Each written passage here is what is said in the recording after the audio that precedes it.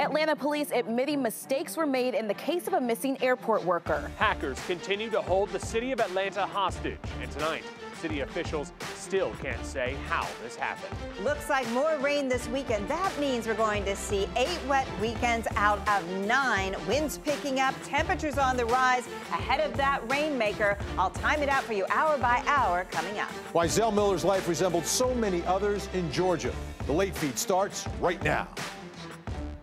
And tonight, a mysterious missing persons case takes another strange twist. It's been 2 weeks since investigators identified a body found in the Yellow River as Shaniqua Sullivan. She's a 23-year-old woman with autism. And tonight, Atlanta police say a mistake was made. Natisha Lance is here to fill us in on what this is all about. Natisha? Vinny, there is missing video that could answer questions we've been asking since Shaniqua Sullivan disappeared about a month ago. Why did she go missing and why did her body end up in the Yellow River? That possibility has Atlanta police now looking inside the department for answers. Shame on you, APD. Shame on you, airport. The family of Shaniqua Sullivan is angry after Atlanta police admits failing to preserve surveillance video of Shaniqua's last movements at the airport before she disappeared last month. That footage probably could have been critical and saved her life. An internal investigation is now underway. In a statement, APD says our investigators should have secured all surveillance video of Miss Sullivan once she returned back to the airport. But that did not happen. Sullivan was last seen on video at the airport MARTA station trying to use her Breeze card. But after that, she disappeared, not seen again until her lifeless body was found floating in the Yellow River. Some additional video has been located from the airport, but it doesn't track all of her movements. The new video will be handed over to Newton County investigators, but that does not ease the shock of Sullivan's family. You mean to tell me the largest airport in the world, they always brag about Jackson Hartville Airport, don't have no footage of a 4'11", 88-pound little woman? I found that hard to believe, and I still do. Now, Vinny, the airport video is scrubbed after 28 days, so any video that was not secured by APD is now likely gone. Newton County Sheriff is now the lead investigator on this case, but they have yet to reveal if they think this was a homicide or something else. All right, thank you, Natisha. For the second day in a row, the City of Atlanta's computer systems are being held hostage as hackers are demanding a ransom of more than $50,000. And tonight, city officials can't even tell us if the attack is still ongoing.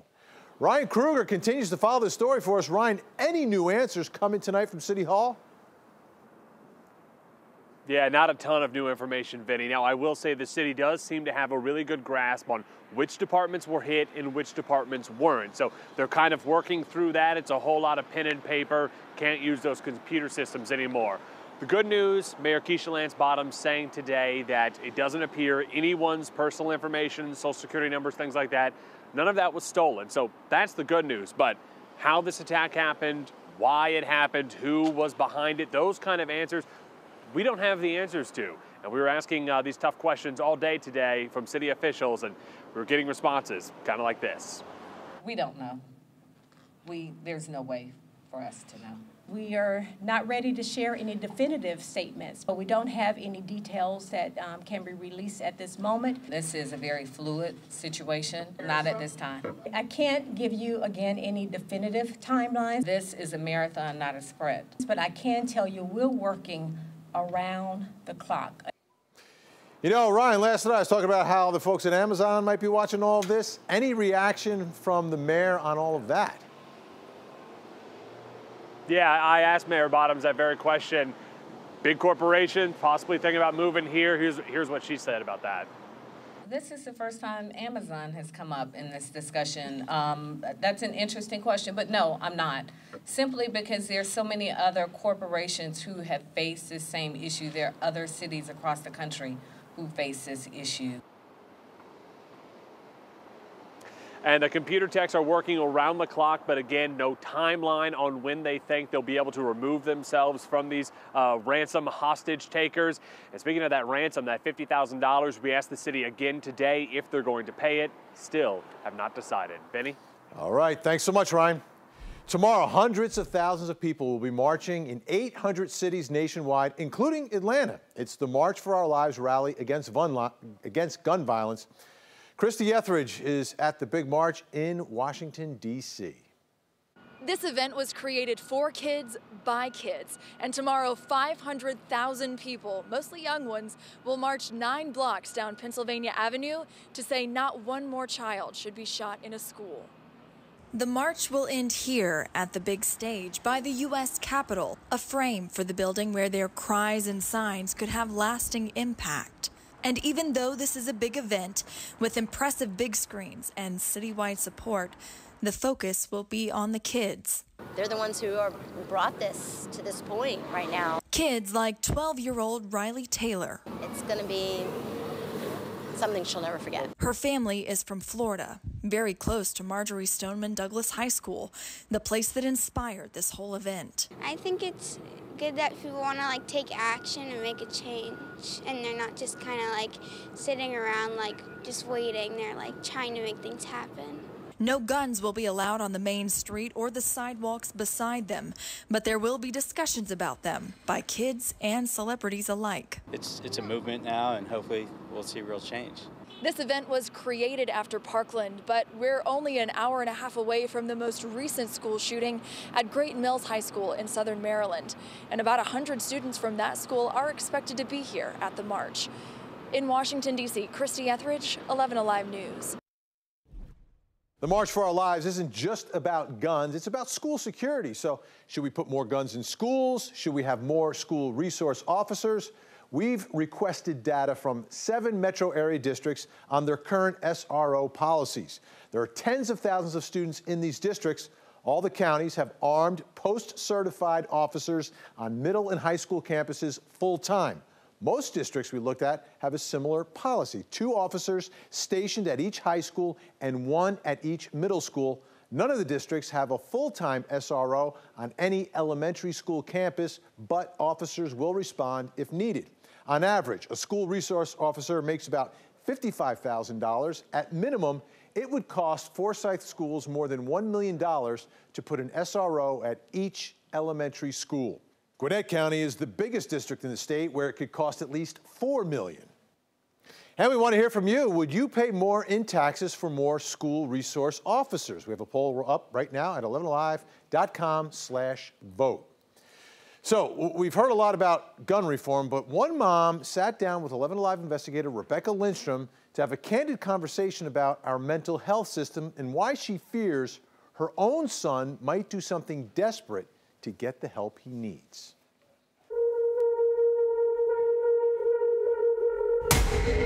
When he went off the handle, the entire house, I mean, it just shook. These walls don't need a voice to speak. I'm usually told, this should be your face. The myriad of holes from the kitchen to the busted sheetrock in the bedroom tell you something violent happened here. He had enough strength to rip it out. We're not showing the mom's face to protect the identity of her son. She is a petite, single mom with a 15-year-old boy that already stands more than 6 feet tall.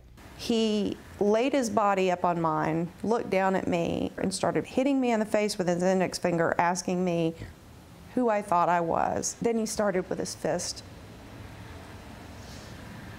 It was the first time I'd ever been afraid of my son. At school, she says her son is already flagged a potential threat. Kids can access guns very easily. On the internet, it didn't take long to pull up a list of willing sellers.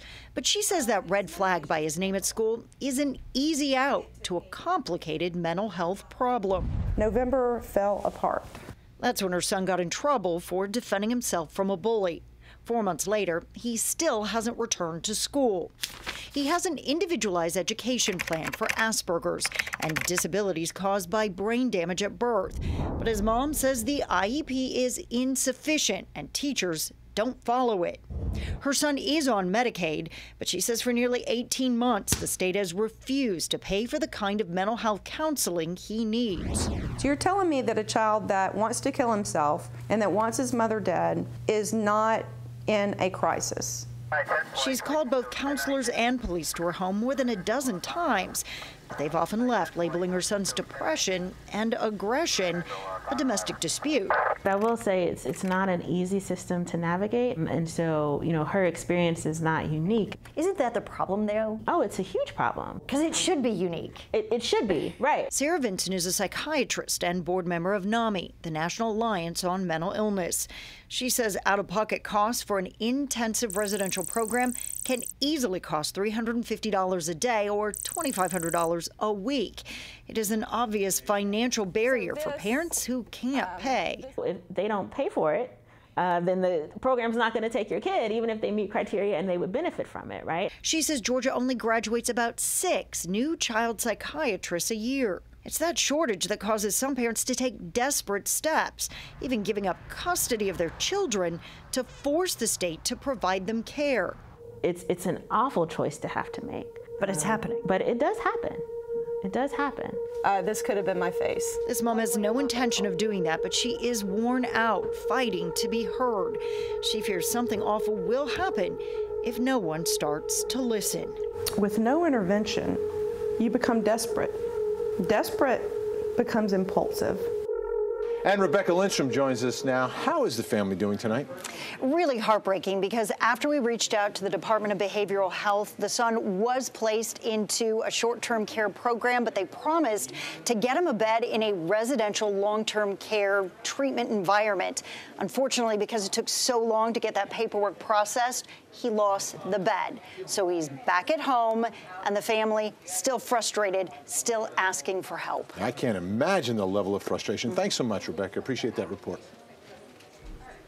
And we're coming back with my legal dream team to show you some of the key locations from the Tex MacGyver trial that he talked about during his interrogation video. And even though we're warming up, we're going to see the return of the rain, cold front heading in our direction, and then behind it, guess what? More cold weather and more wet conditions. We'll time it all out for your weekend next.